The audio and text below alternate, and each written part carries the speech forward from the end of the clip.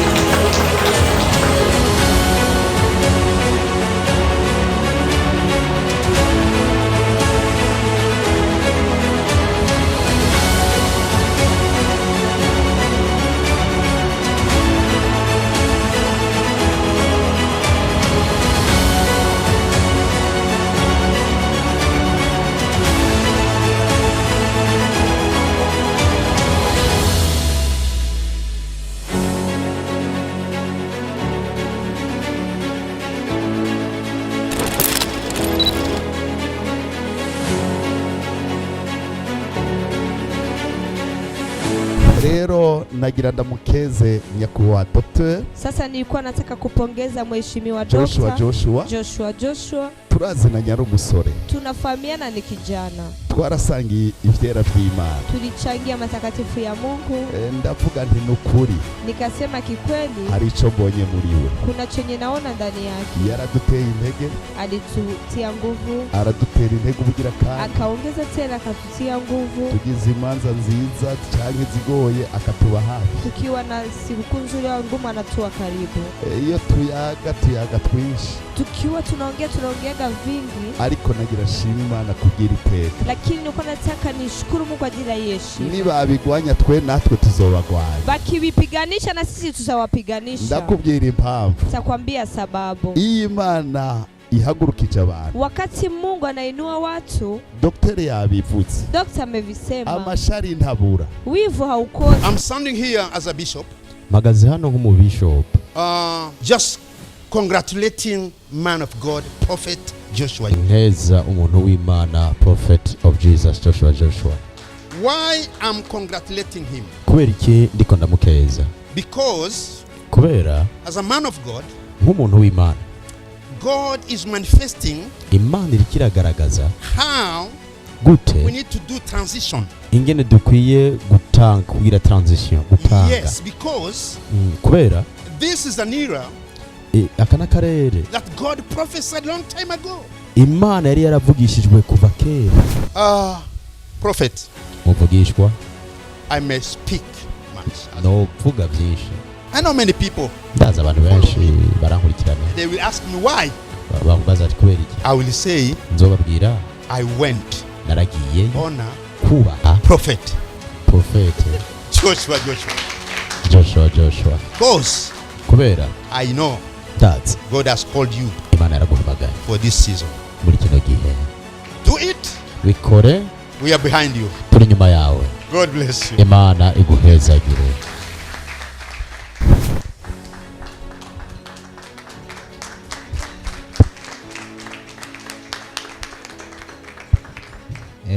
Jewe ku mazina nitwa Colonel de Police Ndayishimiye Jimmy, aba ndumuhanuzi w'umukuru w'igisagara ajejwe ibibazo by'umutekano. Ndazi n'abatari banzi bahora banyumva, nagira nkeze nyakubahwa Dr. Prophet Joshua. Ndamukeze ubwa mbere nk'umugenzi, nk'inshuti, nk'umuvukanyi, kubera nuko tuzinanye nk'umukozi w'Imana, nk'umugenzi, nk'inshuti, nk'umuvukanyi. Mwumva ko ari ibintu byinshi. Ubugira kabiri nagira ndamukeze nk'umukristo. Imana yarangiriye ubuntu naje irakamsyondera ndi umukristo. Amen. Ubugira gatatu nagira ndamukeze nk'uwaserukiye uburongozi bw'igisagara ca Bujumbura, kuko kuba ndi ngaha mu ivyo byiciro bitatu.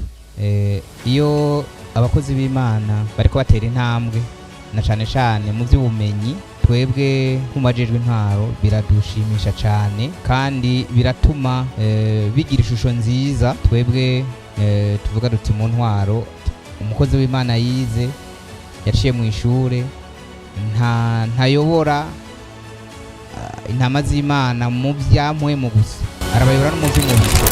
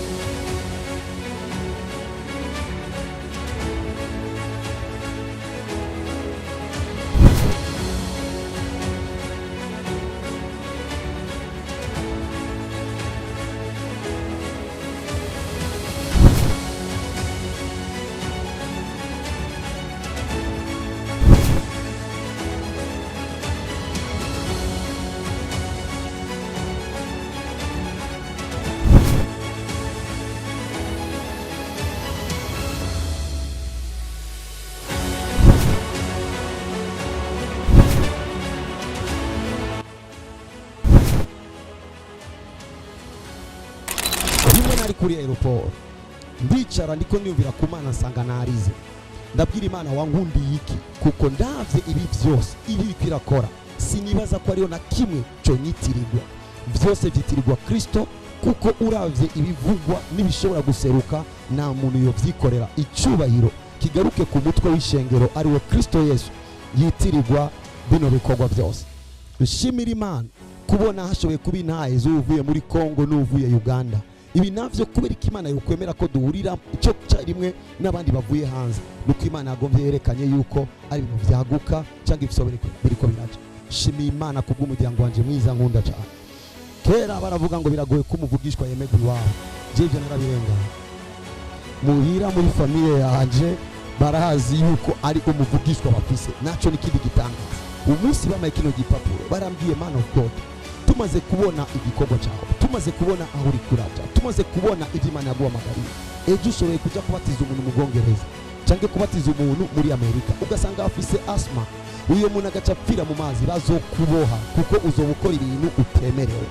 Rero universite imwe irongowe n'umukozi w'Imana wo muri Ghana, a professor cyangwa Ipisios University, yitwa Dominion Clergy Council Worldwide International, ibama yitwa International Ministerial License. Prophet Wimana Didier Joshua has been consecrated and ordained into ministry of our Lord Jesus Christ, and ably granted this international ministerial license with religious responsibility, given the right, privilege, benefit, and power to biblically and legally exercise the divine gift in the gospel ministry as follows: to teach the gospel, perform holy matrimony, to baptize, to pray for the sick and the afflicted by laying of hands, to administer the Lord's Supper, burial service, and all other practice in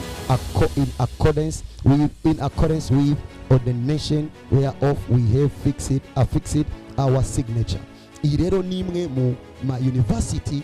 Kubera iki urashobora kujya gutangura ishengero hanze bakavuga wowe umukozi w'Imana uturutse he? Ibi navyo ni vyiza ko twobigira. Ico naco ni cyitwaye cyakurikiranye n'ino karata.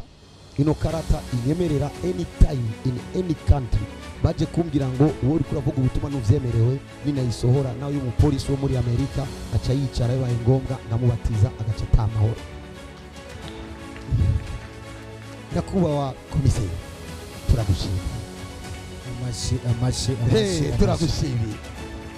Aya masaha turazi ko ibijejwe ari byinshi, niwashika utubwirire kandi umukuru w'igisagara ko tugukunda tumusengera, kuko twebwe dufise devoir n'itegeko yo gusengera abaganza, kububaha no kubahisha aho duherereye, kuko iyo tubikoze bishikira benshi. Munyemerere ko ari ngaha tumurungike, sivyo gahebo, kuko igiye gushika kure. Kino gikorwa cyo gukura abamaraya mu bumaraya nikigarukira yuko dutwaye abantu mu ijuru gusa, kigarukiye yuko twakuye n'akavuyo mu mabara. Aha mubona twebwe n'ivy'ubuganga tubibamo, mu mashuri nagiye ndiga n'ivy'ubuganga naravyize, nigishije ivy'ubuganga kubijanye n'ubwongo. Menyeshwa yuko ubu bwongo ngaha imbere ni ibintu byose bitunganirizwa, ariko iyo umuntu agize shoke ibintu kanaka biranka kurengana ngaha bigaca bikwama ngaha, bishoboye gukwama ngaha bikaca byitwa igikomere, bishoboye kumera hari imyaka 20 canke irenga 20 biriko biramwicara ngaha, naho bo kubita inkoni badashitse hajya bikagorana. Ubwo bumenyi nabwo twebwe tubufatanije n'ivyo dusanzwe tuzi mu Mana, ni twebwe dufite ubushobozi bwo kuzingurura iyo migozi abo bantu bakaba bashasha.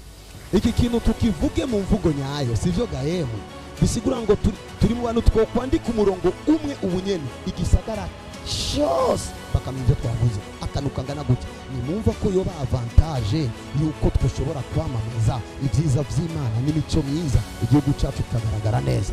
Ndabonye abakozi Imana bose bariko baragira gutya bagira gutya mu bikorwa nize no mu bintu nize, singiye gucece, nzokoresha inzira zose, nzorungika amadosiye ndavuga ari umudokiteri akeneye kwakirwa kugira ngo ngende mvuge bino bintu.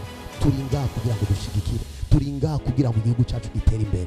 Ku makuru ngoma nagirize ko Uburundi bugiye gutera imbere mu rugeza batigeze babibona. Murakoze cyane. Shalom. Amashimwe cyane kuri Dr.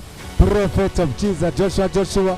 Murashaka komera Imana amashi, uhagurutse amashimwe.